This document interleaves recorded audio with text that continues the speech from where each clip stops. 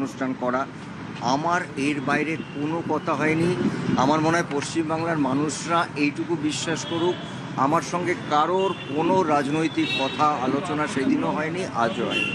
যেটা হয়েছে আমাদের কথা, আমাদের ইন্ডাস্ট্রির কথা, পশ্চিমবাংলা বিশেষ করে মহানায়ক উত্তম যেটুকু নিয়ে যে 100 বছর তার যে প্ল্যানিং, সেটা নিশ্চয়ই আমাকে বলা হয়েছে। যে কারণ উত্তম যেটু আমার ইমোশন, আমাদের না বাঙালির ইমোশন, এবং আমি মনে করি তিনি শুধু পশ্চিমবাংলার নন, তিনি সারা ভারতবর্ষ বলবো না, মানে ওনার মতন মানে 100 বছর পর আমরা এইভাবেই 200 বছর উত্তম যেটুকু পালন করব।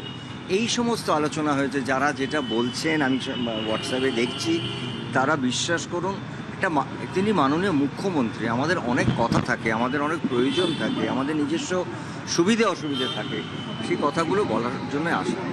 বলছি আপনাকে নির্দিষ্টভাবে কোনো দায়িত্ব দেওয়ার কথা বলা, সরকারি কোনো দায়িত্ব দেওয়ার না না, এইগুলো আমি এখন বলতে পারবো না, কারণ এইগুলো প্রথমত এখনও এই আলোচনাটাও হয়নি। কিন্তু নিশ্চয়ই যদি কখনো হয়, মনে করেন যে আমার কোনো একটা কমিটিতে থাকলে, সেটা আমার ইন্ডাস্ট্রি, সবাই জানেন যে আমি আমার ইন্ডাস্ট্রিটার জন্যে সবসময় রাত 2টোর সময় ডাকলেও আমি দাঁড়াবো, কারণ ওটা আমার জায়গা।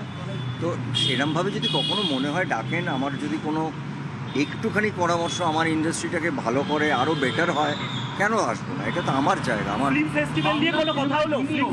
তৈরি হবে, নিশ্চয়ই তৈরি হবে। চলচ্চিত্র জগতের উন্নয়নের জন্য কোনো বিনিয়োগ আসার কথা, সেরকম কোনো সম্ভাবনা? এক্ষুনি নয়, এইগুলো আলোচনা সেইভাবে হয়নি। তবে আমি আশা রাখছি যে এই প্রত্যেকটা জিনিসই আগামী 3-4 মাসের মধ্যে একটু একটু করে এগোবে।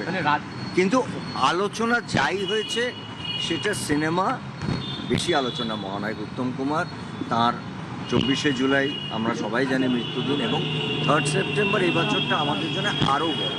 মানে আমরা আর্টিস্ট ফোরাম, সারা বাংলা ইন্ডাস্ট্রি, আমরা মানে এটাকে কি বলবো, এই সেন্টেনারিটাকে আমরা মানে রিয়েলি মানে আমরা যাপন করতে চাই। কারণ রাজনীতিতে আসার কোনো সম্ভাবনা এরকম কোনো আলোচনাও হয়নি, বিশ্বাস করুন। আমি কতবার বলবো, আমাকে এই কথাটা আমি কোটিবার বলে ফেলেছি যে আমার কাছে কেউ কথা বলা মানেই তা নয়।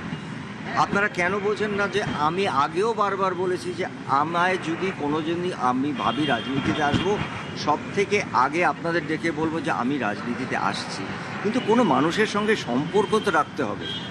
আমরা তো এমন একটা ক্যারিয়ারে আছি, প্রফেশনে আছি, যেখানে আমার একটা সম্পর্ক রাখা, আমার নিজের কিছু ব্যক্তিগত প্রয়োজন আছে, যেটা সিস্টেমের মধ্যে পড়ে, এবং আমার মনে হয় সেই চেয়ারটাকে সম্মান দিয়ে আজকে আমার প্রশ্নটা এই কারণে উঠছে কারণ রাজ্যসভা থেকে 3-4 জনের পদত্যাগ, সেই আসনের নির্বাচন, অনেকেই বলছেন যে রাজ্যসভায় এই ধরনের কোনো আলোচনা হয় একটু